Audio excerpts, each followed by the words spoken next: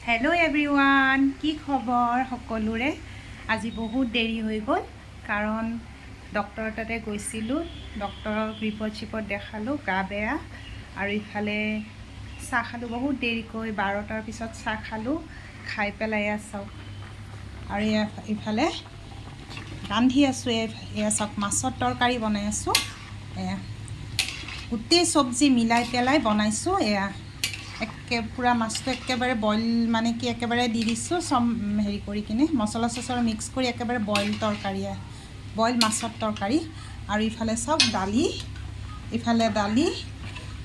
এয়া আৰু এয়া চাব নেকি কি অৱস্থা? এয়া চাওক, পানী, আমাৰ গোটেই পানী হৈ গৈছে একদম।